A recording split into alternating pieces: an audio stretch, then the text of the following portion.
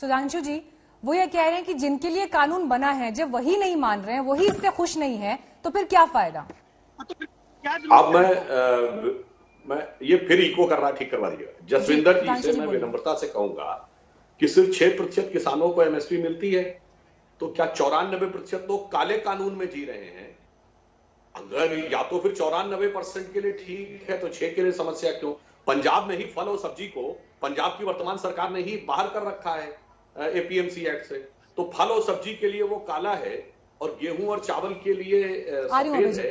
थोड़ा सा मन में संदेह उत्पन्न होता है, इसलिए मैं कह रहा हूं इसको खुले दिल से समझने का प्रयास करिए। और केरल में तो सब कुछ काला है, फिर मतलब एक भी चीज ऐसी नहीं है जो एपीएमसी से गवर्न होती हो। तो जहां से राहुल गांधी जी सांसद हैं, तो मुझे ये बात लगती है, और जहां के नेताओं ने जाकर राष्ट्रपति को ज्ञापन दिया था कम्युनिस्ट पार्टी के, जहां लाल झंडा लेके जो लोग खड़े हैं, एक ही राज्य में उनकी सरकार है कम्युनिस्टों, जहां उन्होंने एपीएमसी एक्ट है ही नहीं, बिल्कुल कहते हैं कोई जरूरत ही नहीं है, हमारा किसान सबसे खुशहाल है। तो ये समझ में नहीं आता कि तुम्हारे राज्य में जरूरत नहीं है, वहां खुशहाल है, मगर यहाँ पे रहना चाहिए। और पंजाब में भी 6% किसानों के लिए वो अच्छा है, 94% किसानों के लिए अच्छा नहीं। तो ये कुछ बात मुझे लगता है कि ईमानदारी से, और अगर हम बैठ के देखें तो बात आसानी से हो। बोलिए अभी जी। मीनाक्षी जी, देखिए, जो षड्यंत्र किसानों के साथ हो रहा है उसके छोटे छोटे से मैं उदाहरण देता हूं।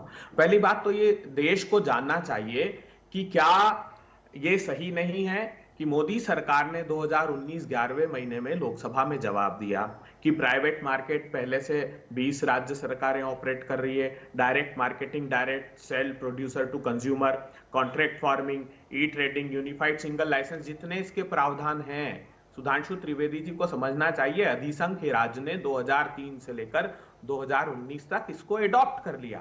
फिर ये काले कानून क्यों है ये समझ लीजिए। मोडस ऑपरेंडी जो है बड़े पूंजीपतियों की 5 जिनसे पूछकर ये काला कानून बनाया है, वो फसलें जब किसानों की बाजार में आती है तब नियोजित रूप से जो संग्रहित की हुई फसलें हैं वो उतार देते हैं और दाम तोड़ देते हैं। सुनिए, शरद पवार जी की चिट्ठी भी सबके सामने है ना। हाँ, वो यही है, चिट्ठी पढ़िए ना, इनको कहिए 2003 का जो मैंने पहला सवाल ही आपसे ये पूछा था कि जब आप लोग सत्ता में होते हैं तो आप भी तो यही प्रयास करते हैं ना। ज्यादा समय तो आप लोगों ने शासन किया और किसानों की हालत पूरे देश में क्या है वो सबको मालूम है। ये इनको अंतर समझना पड़ेगा जो शरद पवार जी कह रहे हैं, जो अटल बिहारी जी ने कहा। शरद पवार जी ने वही 2003 के मॉडल एक्ट का रेफरेंस दिया है। अभय जी, वो राज्यों को मेरा सवाल अभी जी आपसे ये है, देखिए एक परिस्थिति ऐसी बनती जा रही है देश में जिसका आरोप सरकार, मोदी सरकार और उनके मंत्री भी लगातार लगाते हैं कि उनकी तरफ से जो भी कानून या फैसला लिया जाता है, आप लोग यानी विपक्ष विरोध करता है सिर्फ विरोध करने के लिए, उस पर उसका कोई आधार नहीं होता। और हाल तो ये हो गया है कि कोई भी बड़ा फैसला अगर सरकार की तरफ से लिया जाता है, संसद से पास होता है, तो भी सुप्रीम कोर्ट चला जाते हैं आप लोग। यानी अब देश के बड़े फैसले सुप्रीम कोर्ट से होंगे, देश की संसद से नहीं होंगे।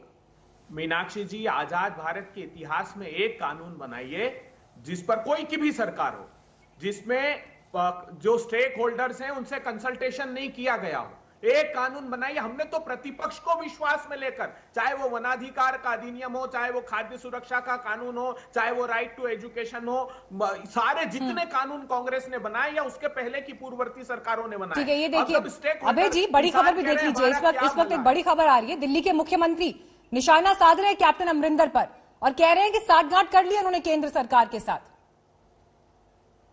देखिए, ये तो अरविंद केजरीवाल जी ने जो ये काले कानून है इनका खुद नोटिफिकेशन इशू कर दिया। अब उससे बचने के लिए तो गृह मंत्री के पास जब कैप्टन अमरिंदर आए थे दिल्ली, क्या बात हुई उस दिन, क्या मकसद था उस मीटिंग का? देखिए, अमरिंदर सिंह जी ने खुद ने बताया कि मैंने साफ गृह मंत्री जी से कहा है कि ये कानूनों को वापस लेना होगा, लॉ एंड ऑर्डर की सिचुएशन खराब हो रही है, किसानों में अनरेस्ट है, ये साफ उन्होंने कहा। और ये अमरिंदर सिंह पहले मुख्यमंत्री हैं देश के जिन्होंने तय कर दिया कि पंजाब में समर्थन मूल्य से नीचे अनाज खरीदा तो 3 साल की सजा होगी।